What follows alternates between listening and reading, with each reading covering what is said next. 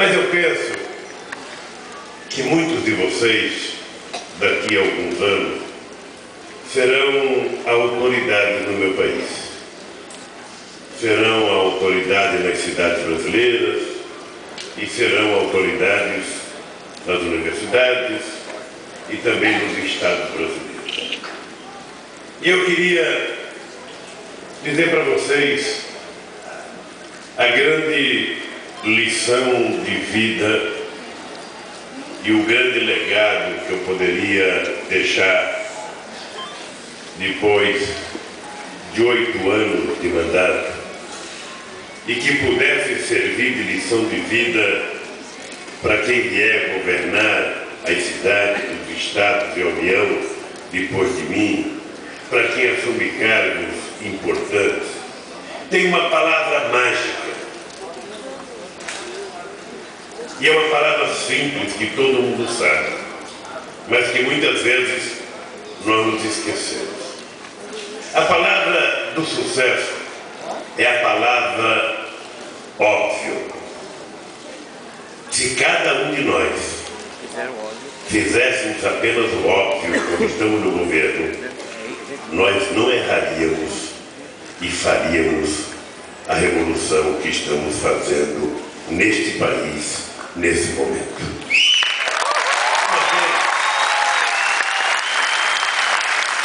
Uma vez, lá na Secretaria de Assuntos Estratégicos do governo, nós encomendamos um estudo para saber qual era a mais importante prioridade da sociedade brasileira. E essa pesquisa foi feita por telefone pelos mais diferentes segmentos da sociedade e entrevistamos milhares de pessoas. E só tinha uma unanimidade. Todo mundo queria uma educação de qualidade. Era unânime. Era 100% dos pesquisados achavam que a solução do Brasil passava por uma educação de qualidade. E aí, quando você perguntava se era possível atingir essa educação de qualidade, mais de 80%, veja, 100% queria educação de qualidade e mais de 80% não acreditavam que nós pudéssemos fazer educação de qualidade no Brasil. Ou seja, era um povo que sabia o que queria, mas era um povo que tinha a convicção de que os seus governantes não seriam capazes de atender aquilo que era a necessidade maior da sociedade brasileira. Foi por isso que nós tomamos uma decisão no governo. Quando você vira governo, e vale para prefeito, vale para governador, e vale para presidente da República, e vale para reitor também. Ou seja, você tem a parte do governo que quer fazer investimento, você tem a parte do governo que quer fazer contenção de despesa para poder pagar aquilo que o Estado deve, e você tem aqueles que são os responsáveis pela arrecadação. Então, tudo que você tenta fazer no governo, aparece um ou mais pessoas do governo dizendo: olha, não pode gastar.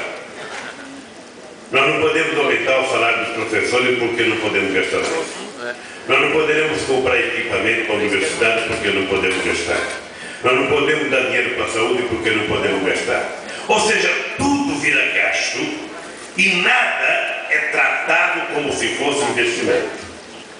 No primeiro ano de governo, nós, numa reunião ministerial, eu tomei a decisão de que seria proibido nas reuniões ministeriais e nas reuniões comigo qualquer ministro utilizar a palavra gasto quando se tratasse de investimento em educação. Era proibido. Olha,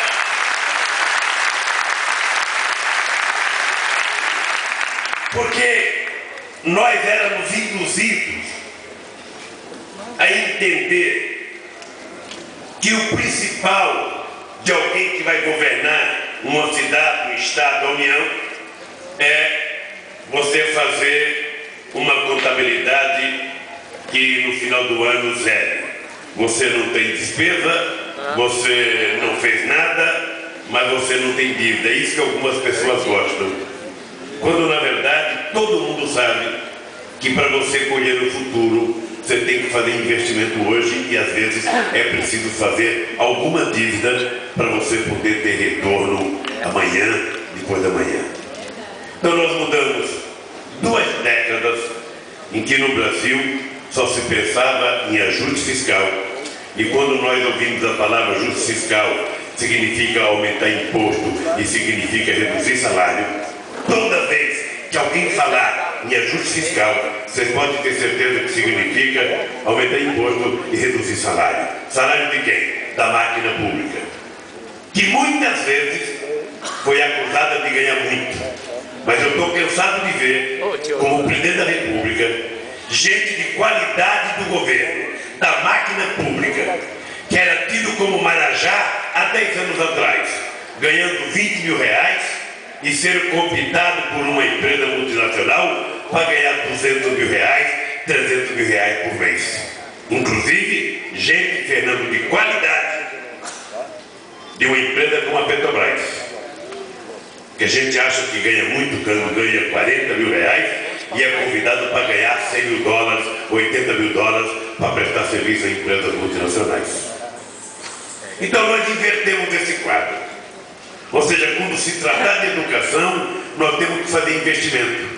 E não temos que medir as consequências desse investimento, temos apenas que ter a certeza que o dinheiro será bem aplicado e que nós teremos um retorno, sabe, com um grande cientista, com um grande pesquisador, com alguém que vai contribuir para o desenvolvimento do país. A outra coisa é que nós tomamos como decisão. Ou seja, no Brasil, presidente da República e ministro da Educação não se reuniu nem com os estudantes e muito menos com os reitores. Eu não sei qual era o medo que os reitores causavam em ministros da Educação que tinham sido reitores.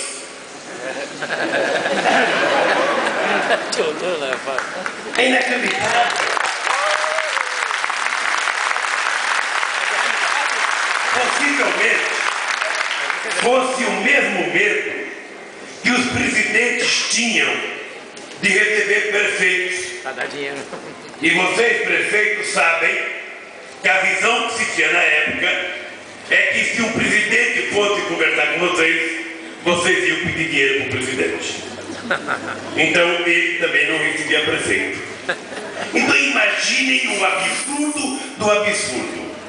Eu sou presidente de um país em que eu não recebo reitores, em que eu não recebo prefeitos, em que eu não recebo estudantes, em que eu não recebo trabalhadores, não recebo as suas entidades. Que diabo eu estou fazendo na presidência da República?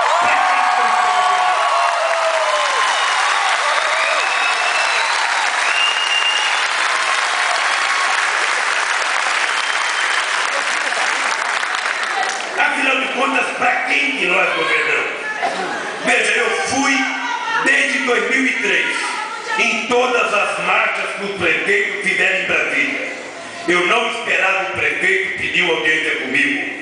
Eu pegava todo o meu ministério, e vocês são testemunha, e levava 30 ministros para participar da marcha dos prefeitos. Eles apresentavam as suas reivindicações. A gente, olhando um no olho do outro, dizia: nós podemos ou nós não podemos. Mas por que o presidente haveria de ter medo de um prefeito? Por que o presidente haveria de ter medo de um reitor? Por que o presidente deveria ter medo de um estudante? Esses dias em Caruaru, o companheiro Fernando Haddad e eu tivemos uma surpresa. O Ian, presidente da UBS, ele foi preocupado conversar comigo, com o Fernando Haddad, e falar: olha, o ministro, nós estamos com um problema aqui, porque quando o presidente Lula tomou posse, nós apresentamos 13 pontos de reivindicação. 13 coisas. E agora vocês já entenderam tudo, o que a gente faz? Ou seja, na verdade, quando uma pessoa qualquer, por falta de inteligência política, acha que o governo cooptou a UNE ou a UBS, na verdade, foram eles que cooptaram o governo para fazer aquilo que tinha que ser feito pelo pagamento de dívida aos estudantes brasileiros. Nós só aprendemos conversando com reitores o que os reitores queriam. Antes de eu ser presidente, eu cansei de passar em universidade, em que o reitor me convidava para visitar. Sabe? Banheiro sem papel higiênico, não tinha dinheiro. Azulejo caindo, não tinha dinheiro para reparar. Fiação toda, sabe, caindo aos pedaços. Grama na porta da reitoria, desse tamanho, porque não tinha dinheiro para comprar. Ou seja, era essa a situação da universidade brasileira. Como é que a gente poderia melhorar o país se a gente não chamasse a sociedade para dizer vamos ajudar a processar esse país? E tenho muito orgulho de dizer, meus caros magníficos reitores que estão assistindo pela TV, de que não quero ser eu o único, mas já carrego a primazia de ser o primeiro presidente da República que se reuniu todo ano com todos os reitores das escolas das universidades federais, todos os reitores dos IFETs e mais ainda com todos os estudantes representados pela União Nacional dos Estudantes. E não me tiraram um pedaço. Esse dedo eu perdi, eu tinha 17 anos de idade, nem pensava ser presidente.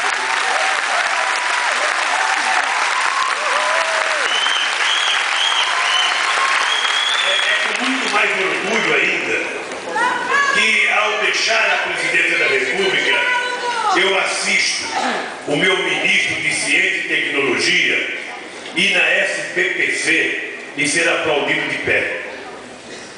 Ô Fernando, não é novidade o ministro da Saúde. Eles não tinham coragem de ir na universidade no dia da posse, imagina no final do mandato. E nós temos ido toda semana à Universidade Brasileira. Porque na nossa cabeça, uma democracia, ela existe espaço para a pessoa levantar um cartaz contra, existe espaço para a pessoa levantar um cartaz a favor, existe espaço para uma vaia, existe espaço para uma fraude. Nós não temos que ter medo disso. Nós não temos que ter medo dessas coisas. Essas coisas que vai consolidando dentro de nós, sabe? A questão da democracia, o fortalecimento da democracia, aquele palácio do